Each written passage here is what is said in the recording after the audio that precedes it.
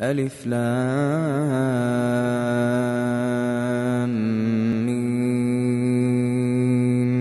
تنزيل الكتاب لا ريب فيه من رب العالمين. أم يقولون افتراه بل هو الحق من ربك لتنذر قوما ما أتاهم من نذير من قبلك لعلهم يهتدون. الله الذي خلق السماوات والأرض وما بينهما في 6 أيام ثم استوى على العرش ما لكم من دونه من ولي ولا شفيع أفلا تتذكرون. يدبر الأمر من السماء إلى الأرض ثم يعرج إليه في يوم كان مقداره 1000 سنة مما تعدون.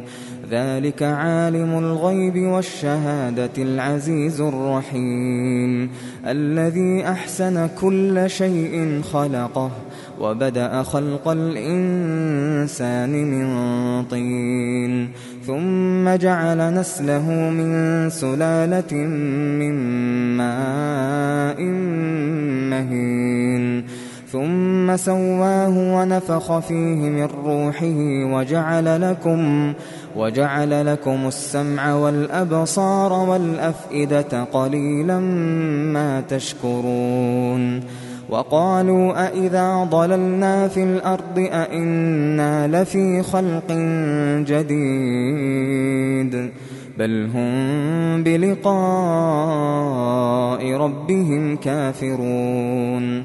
قل يتوفاكم ملك الموت الذي وكل بكم ثم إلى ربكم ترجعون.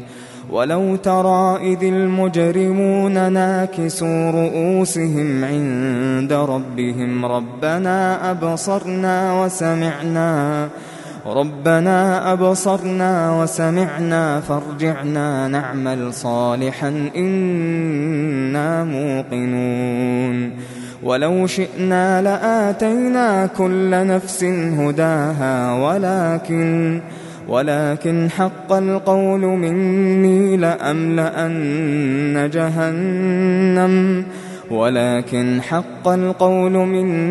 لأملأن جهنم من الجنة والناس أجمعين.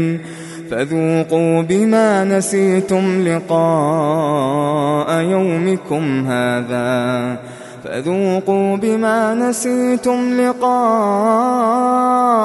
يومكم هذا إنا نسيناكم وذوقوا عذاب الخلد بما كنتم تعملون.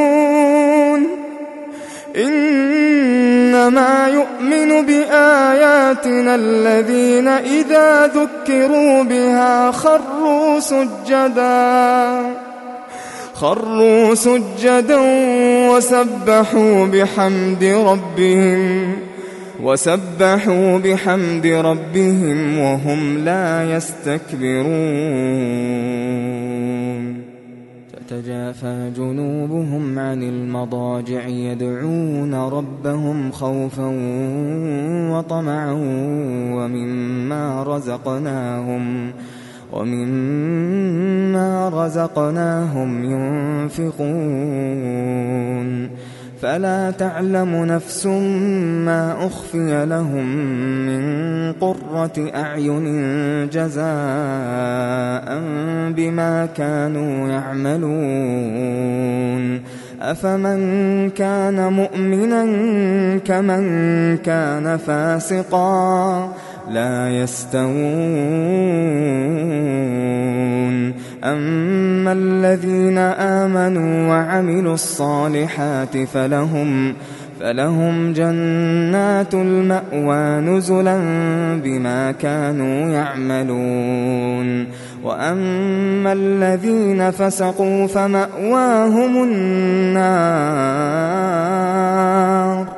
فمأواهم النار كلما أرادوا أن يخرجوا منها